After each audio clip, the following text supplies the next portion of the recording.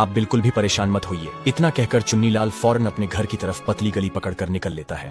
घर पहुंचते ही डर के मारे वह दाह संस्कार के सामान के साथ 7-8 महीने का राशन भी पंडिताइन के घर भिजवा देता है। समय बीतता रहा। अब इस बात को 2 महीने हो गए। अब सेठ जी का दिया हुआ सारा राशन पानी खत्म हो गया।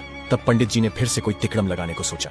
एक दिन सुबह 9 बजे के बाद जब सेठ चुन्नीलाल अपनी दुकान के लिए निकल गया, तब पंडित जी अपने घर से सेठानी से मिलने के लिए सेठ जी के घर की तरफ चल दिए। 2 महीनों से पंडित जी ने अपनी दाढ़ी मूंछ भी नहीं बनाई थी, सो लंबी लंबी दाढ़ी लेकर पंडित जी सेठानी के घर पहुंच गए।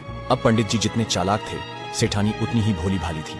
पंडित जी को देखते ही सेठानी ने उनसे पूछा, अरे पंडित जी, आप यहाँ? आप तो मर गए थे। पंडित जी बोले, हाँ सेठानी जी, मैं मर गया था और अभी मैं सीधा स्वर्ग से ही आ रहा हूँ।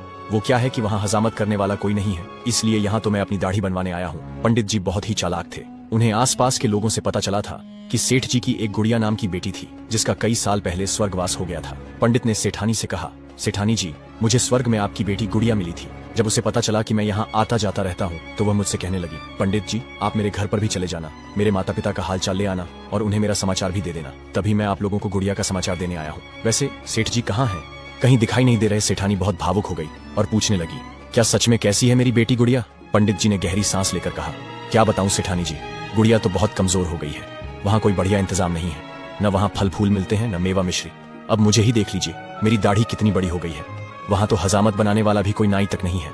तभी मैंने सोचा कि यहाँ आकर अपनी दाढ़ी भी बनवा लूं और आपकी बेटी गुड़िया की खबर भी आपको दे दूं। अब मेरा समय हो रहा है, मैं थोड़ी देर में वापस जाने वाला हूँ, इसलिए आप जो भी अपनी बेटी को देना चाहती हो मुझे दे दीजिए, वह बहुत खुश हो जाएगी। सेठानी ने तुरंत बढ़िया व्यंजन और भरपूर राशन सामग्री पंडित जी को दे दी।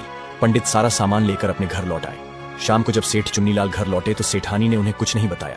इस तरह सेठानी का दिया हुआ राशन पंडित जी ने 2 महीने तक चला लिया। फिर कुछ समय बाद पंडित जी दोबारा सेठ चुन्नीलाल के घर पहुंचे। उन्हें देखकर सेठानी खिलखिला उठी और बोली, अरे पंडित जी, कैसे हैं और मेरी बेटी गुड़िया कैसी है? पंडित जी बोले, सब बहुत अच्छा है। अब तो गुड़िया एकदम तंदुरुस्त हो गई है।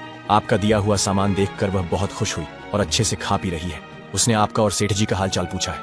और हाँ, एक खुशी की बात बताना तो भूल ही गया, आप नानी बन गई और सेठ जी नाना। गुड़िया को लड़का हुआ है। यह सुनकर सेठानी की खुशी का ठिकाना न रहा। वह बोली, सच? ये तो बहुत बड़ी खुशी की बात है।